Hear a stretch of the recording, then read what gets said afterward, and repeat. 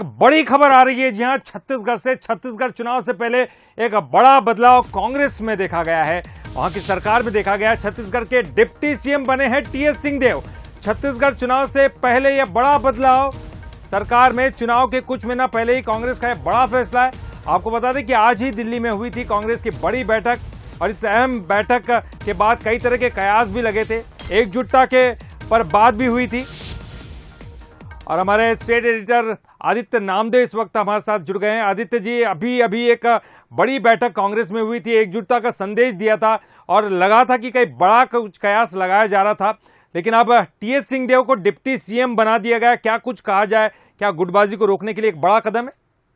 बिल्कुल, देखिए अपने आप में बड़ी खबर है ये, निश्चित तौर पर गुटबाजी को भी रोकने के लिए। और टीएस सिंहदेव जिस तरह से हमलावर हो रहे थे, जिस तरह से वो बहुत कुछ कह रहे थे, बहुत कुछ नहीं कहते वो भी, ये अपने आप में बड़ी बात थी। और कहीं ना कहीं देखिए मेरे पास वो लेटर भी आ गया है जो केसी वेणुगोपाल ने जारी किया है, अपने आप में बड़ी बात है।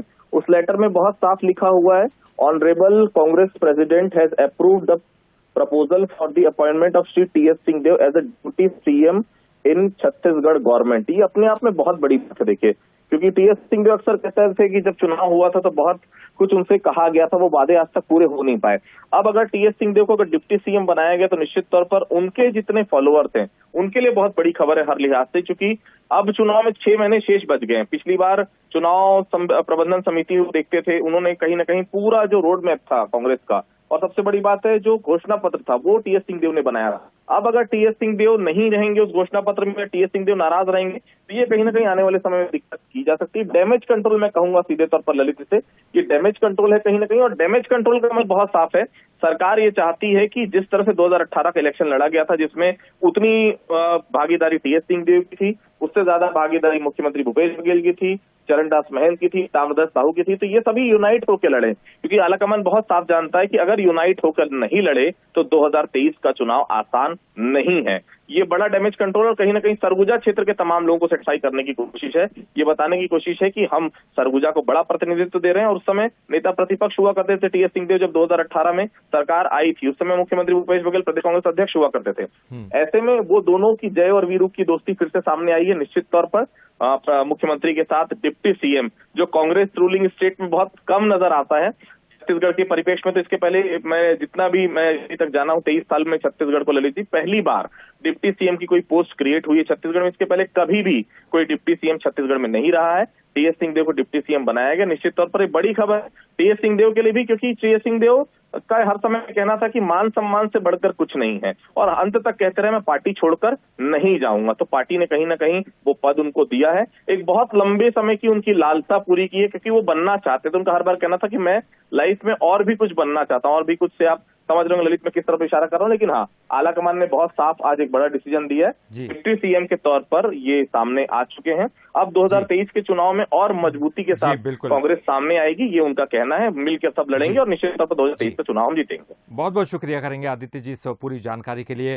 तो हमारे साथ न्यूज़ एडिटर शरद द्विवेदी जी हमारे साथ जुड़ गए हैं। शरद जी, जिस तरह की खबरें आई है, ये खबरें बड़ी जो है मजबूत करती है कांग्रेस को, क्योंकि अभी एक बड़ी बैठक हुई दिल्ली में और उसमें ये फैसला लिया गया कि एकजुट रहे।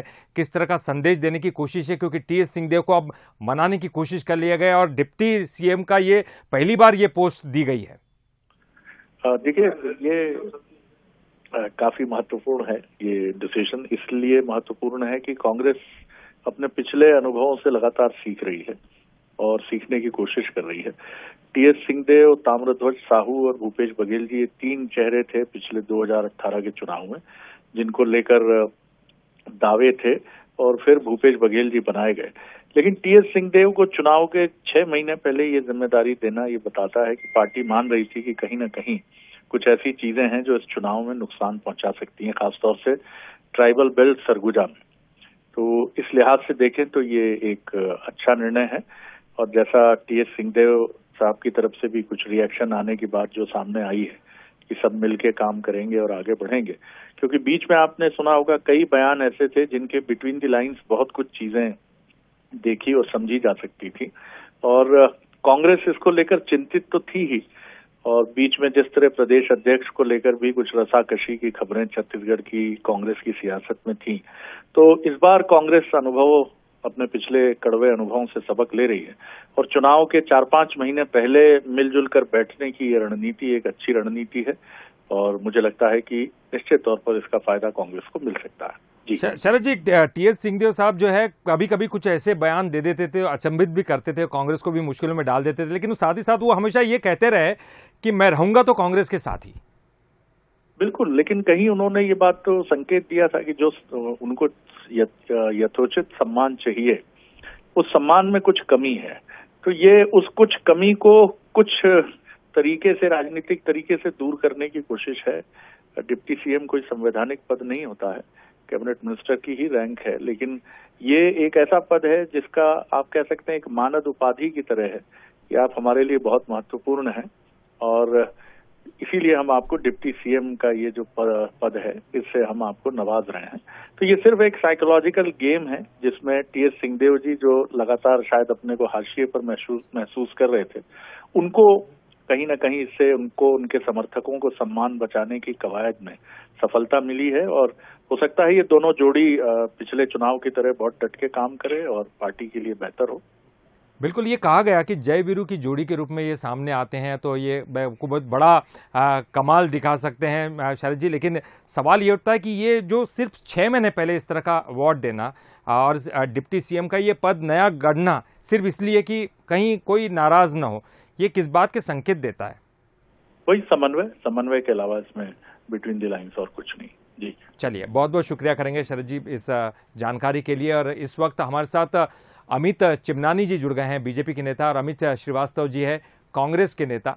हम उनसे चर्चा करते हैं। अमित जी, एक नया डिप्टी सीएम का ये पद नया गढ़ा गया है सिर्फ इसके लिए कि टीएस सिंहदेव साहब को मनाया जाए,